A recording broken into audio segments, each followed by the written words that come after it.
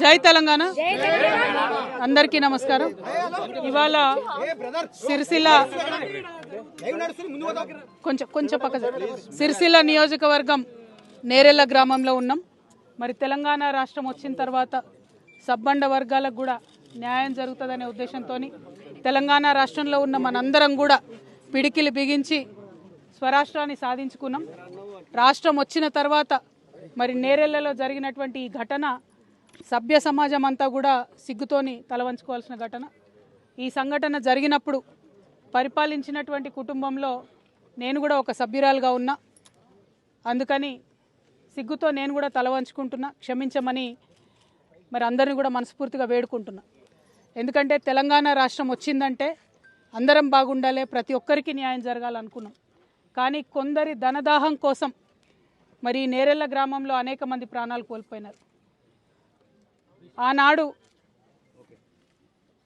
ఒక బిడ్డ ప్రాణం కోల్పోతే ఊరంతా కూడా కోపానికి వచ్చి మరి ఆవేశంగా రాస్తారోకో చేయడం, అట్లాంటి కార్యక్రమాలు చేసినప్పుడు పోలీసులంతా కూడా దాష్టికాన్ని చేయడం మొత్తం అందరం కూడా గమనించినాం। మరి ఇవాళ నేను ఇప్పుడున్నటువంటి ముఖ్యమంత్రి రేవంత్ రెడ్డి గారిని సూటిగా ప్రశ్నిస్తున్నా, బండి సంజయ్ గారిని సూటిగా ప్రశ్నిస్తున్నా, కేటీఆర్ గారిని సూటిగా ప్రశ్నిస్తున్నా।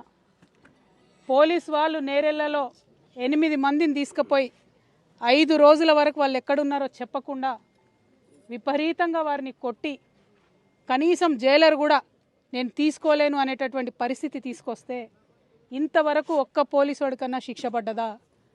ఇంతవరకు ప్రభుత్వాన్ని చట్టాన్ని తమ చేతుల్లోకి తీసుకున్నటువంటి ధనదాహంతో ఈ దమనకాండ జరిపినటువంటి వారికి ఎవరికన్నా శిక్ష పడ్డదా?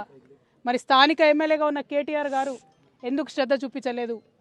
ఆనాడు బండి సంజయ్ గారు వచ్చి మొసల్ కన్నీళ్ళు గార్చిపోయినరు, కేంద్ర ప్రభుత్వంలో ఉన్న ఎస్సీ ఎస్టీ కమిషన్కి చెప్తామన్నారు। ఏమైంది రిపోర్ట్? అది ఇంకా నడిచొస్తుందా ఢిల్లీ నుంచి? ఎందుకు ఇన్ని రోజులైతే రిపోర్ట్ రాదు? ఖచ్చితంగా రిపోర్ట్ రావాల్సిందే। రావడం కోసం నేను ముందుంటే అవసరమైతే ఢిల్లీకి పోతాం, అవసరమైతే నేరేళ్ళ బాధితులందరినీ కూడా తీసుకొని ఢిల్లీకి పోయి ఆ రిపోర్ట్ తీసుకొని వస్తాం। అంతకుముందు human rights commission, national human rights commission అప్పుడున్న డీజీపీకి చెప్పింది చర్యలు తీసుకోండి, మీరు ఎస్పీ గారి మీద చర్యలు తీసుకోండి అంటే ఒక చిన్న ఎస్ఐని బలిపశువుని చేసి ఎస్పీని కానీ మిగతా వాళ్ళందరినీ వదిలిపెట్టినటువంటి పరిస్థితి। అంటే ఎట్లా ఉంది తెలంగాణలో? ధనవంతుల పక్షాన మీరుంటే పేదవాళ్ళపైన ఎంత దమనకాండ చేసినా 9 సంవత్సరాలు గడిచిపోయినా వాళ్ళని కాపాడుకుంటామని ప్రభుత్వం చెప్పడం చాలా అన్యాయం। ఒక్క ప్రభుత్వం కాదు, కేసీఆర్ గారి ప్రభుత్వంలో ఈ సంఘటన జరిగింది। తర్వాత రేవంత్ రెడ్డి గారు వచ్చి 30 నెలలైంది।